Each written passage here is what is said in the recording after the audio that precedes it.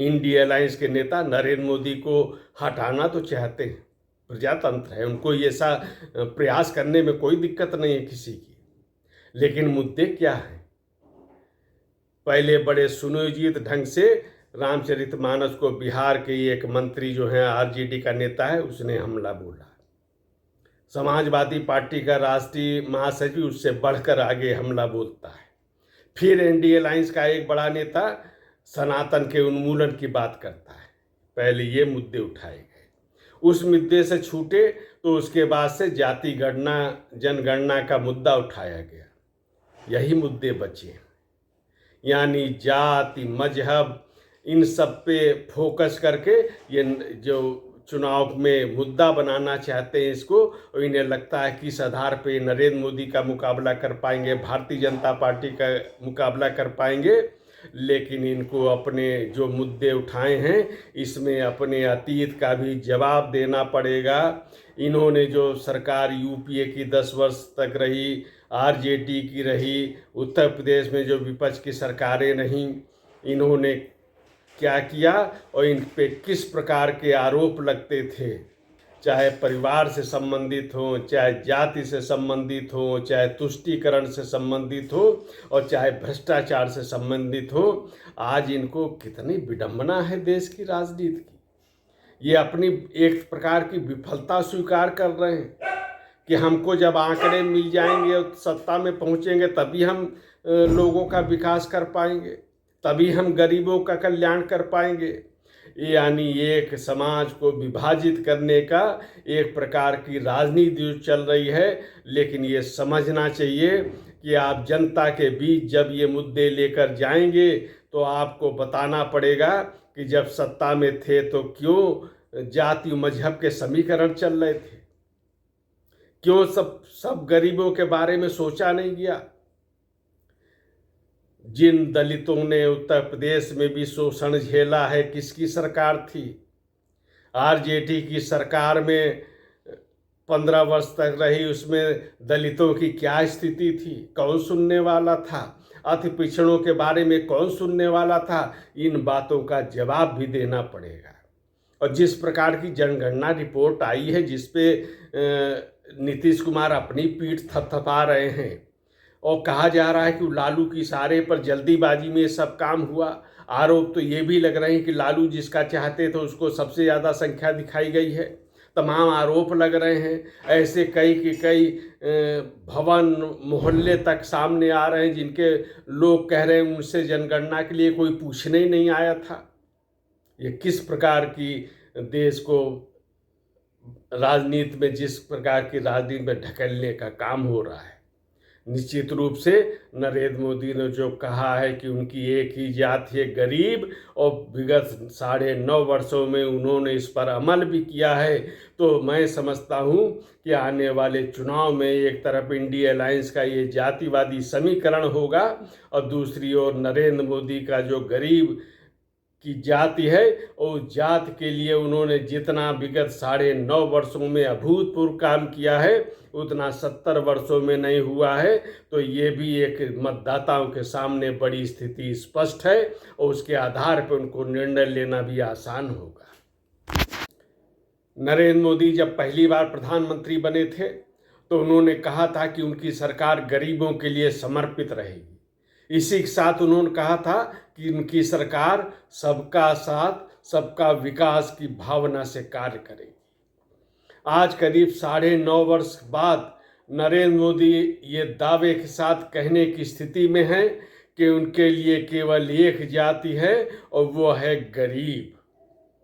अगर इन 9.5 वर्षों का आकलन करें तो कभी भी नरेंद्र मोदी ये रोना लेके नहीं बैठे कि अगर जाति गणना हो जाए तब मैं बाकी लोगों का भला कर पाऊंगा, कभी नहीं कहा। लेकिन उन्होंने सबका साथ सबका विकास करके दिखा दिया और गरीबों के प्रति उनकी सरकार ने जो समर्पित भाव से काम किया है उसको भी चरितार्थ किया है।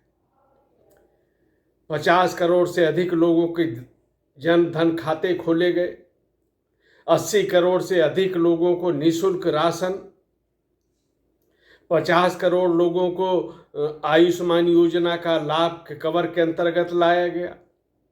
11 करोड़ से अधिक शौचालय, 4 करोड़ से अधिक गरीबों के आवास, इसके अलावा करोड़ों की संख्या में जो लाभान्वित होने वाले लोग हैं उनकी संख्या अलग है। किसान सम्मान निधि, उज्ज्वला योजना, अगर इन सब का अगर आकलन कर लिया जाए तो जो भी आज जातिवादी जनगणना का लिए बेकरार दिख रहे हैं उन सबको जवाब मिल जाएगा कि उन्होंने अपनी सरकार के दौरान क्या किया, और नरेंद्र मोदी ने बिना किसी इस तरह के विवादों में पड़े हुए और सबका साथ सबका विकास करके दिखा दिया। और इन योजनाओं से आप आंकड़े निकाल लेंगे तो पता चलेगा इसमें कोई भेदभाव हुआ ही नहीं। उसमें हिंदू मुसलमान हों और जिनको आज विपक्षी दल जिनका रोना ले रहे हैं वो सब के सब लोग उससे लाभान्वित हुए हैं। उसमें पिछड़ा समाज है, अगला समाज है, अति पिछड़ा है, दलित हैं, अति दलित हैं, इन सबको लाभान्वित किया गया है। ये सरकार की इच्छा शक्ति हो तो कार्य इस प्रकार किया जा सकता है। दूसरी तरफ विपक्ष का इंडिया अलायंस है, जरा इनकी किस प्रकार की नीतियों पर अमल कर रहे हैं इस पर विचार करने की आवश्यकता है। इनका अतीत किस प्रकार का रहा है इस पे समाज को चिंतन करने की आवश्यकता है। आज जाति गणना की दुहाई दे रहे हैं। नीतीश कुमार जब तक भाजपा में रहे तब तक ये सुशासन बाबू के रूप में उनकी प्रसिद्धि थी। जब से वो जनता दल के शरण में जाके मुख्यमंत्री बने हैं, एक बार पहले भी बने थे और छोड़ के उनको हटना पड़ा था। कुछ ही समय में वो दबाव में परेशान हो गए थे। उन्हें बताना चाहिए कैसे दबाव थे। आज फिर लग रहा है कि जो सुशासन बाबू के रूप में प्रसिद्ध हुआ करते थे आज एक जातिवादी राजनीति के एक मोहरा मात्र बन गए हैं। और बड़े जितनी भी नीतीश कुमार अगर अपने राजनीतिक जीवन की कोई भी उपलब्धि बताएंगे, कोई भी विकास कार्य का उल्लेख करेंगे तो वो केवल तभी हुए हैं जब वो भाजपा के साथ सरकार चला रहे थे, तब। उसके बाद उनके राजनीतिक जीवन में कुछ भी कहने को नहीं है। तो आज हम देखते हैं कि किस तरह आरजेडी ने उनको एक जातिवादी राजनीति का मोहरा मात्र बना के रख दिया। इस तरह वो उल्लेख कर रहे हैं जैसे जाति गणना करके पता नहीं कौन सा उन्होंने रहस्योद्घाटन कर दिया, कौन सा चमत्कार कर दिया। ये क्या बातें 15 वर्ष तक जब लालू यादव और राबड़ी देवी मुख्यमंत्री थे क्या उनको पता नहीं था? उनको पता नहीं था कि दलितों की क्या स्थिति है, दलितों की क्या स्थिति है, अति पिछड़ों की क्या स्थिति है। तब तो उनकी जब सरकार सत्ता में होती थी तो घोषित रूप में वो कहते थे MY समीकरण, भूरा बाल साफ करो। ये चिंतन था उनकी। चिंतन में तो कहीं भी सवर्ण और अति पिछड़ा, दलित ये सब थे ही नहीं। पसमानदा मुसलमान कभी इनके चिंतन में था ही नहीं। और जिस जाति का नेता होने का दावा करते थे उसमें भी लाभान्वित होने वालों की संख्या भी गिनी जा सकती है। यानी पूरा समाज जो जिसका वो दावेदारी नेतृत्व का करते हैं उसमें भी गरीबों का कल्याण नहीं हुआ। आज ऐसे लोगों को जाति गणना की आवश्यकता महसूस हो रही, उसको मुद्दा बना रहे। कांग्रेस भी कह रही है 10 साल यूपीए की सरकार रही, जरा बता दे कि उसने गरीबों का कितना कल्याण कर दिया। जरा इस 9.5 वर्षों से तुलना करके देख लें। और ऐसे कई प्रदेश हैं जहाँ पे जो क्षेत्रीय दल हैं केवल जाति और मजहब के समीकरण से चल रहे हैं और इन सब की सरकारों में एक जाति विशेष के कुछ लोगों को लाभान्वित करने का आरोप लगा है। इनको आप जाति गणना करा के दे देंगे, रिपोर्ट दे देंगे तो क्या इनका नज़रिया बदल जाएगा?